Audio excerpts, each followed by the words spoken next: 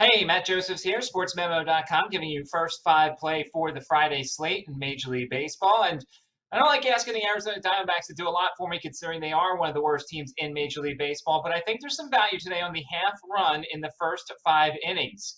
Blake Snell, one of the worst pitchers on the road so far this season. He's got a 7.36 ERA in 12 road starts. Coming off a great outing against Arizona at home, but this is a completely different story. Madison Bumgarner has been really good since coming off the IL himself. I'm not a huge fan of the Padres, especially on the road. The offense just hasn't been as good without Fernando Tatis Jr.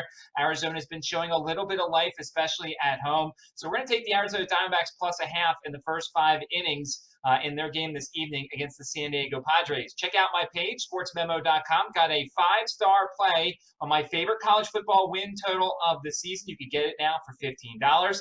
All that and more, sportsmemo.com.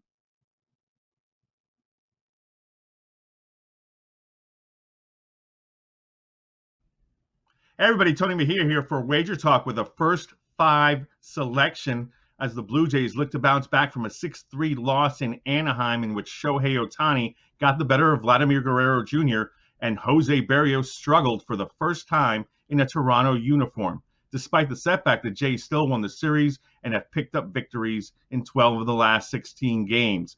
They'll move on to Seattle for a three-game set, and they run into former KBO standout Chris Flexen in the opening game. He's rescued his career after struggling with the Mets, returning from Japan and starting 10-5 thus far with the Mariners. Despite never having a whip under 2 in New York, he's sporting one that is at 1.25 right now, but the M's have dropped 3 of his last 4 starts after winning 3 in a row in July. What's most alarming is that he got rocked in his last Safeco Field start, surrendering 7 runs in 4 innings against an Astros lineup that's very similar to the one he'll see today in terms of explosiveness with Toronto.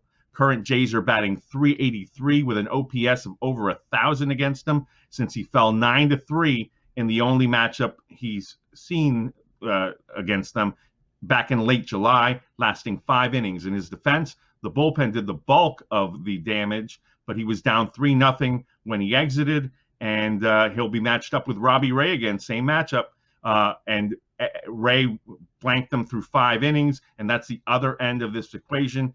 5 scoreless innings for Robbie Ray against the Mariners before struggling in the 6th, but he exited with 10 Ks and ultimately picked up the victory. Since June 1st, Robbie Ray has surrendered 3 or fewer runs in 12 of 13 starts. That includes giving up 2 or fewer in 6 of the last 7. He's rolling. The Mariners are in the bottom 5 in OPS against left-handers, so unless they really get to him early, I believe they'll struggle to put up much offense, especially in the first 5 innings. George Springer has come off the DL and really supplied a boost for the Jays since getting healthy, and Vladimir Guerrero Jr. is still an MVP candidate despite Ohtani continuing to widen that gap.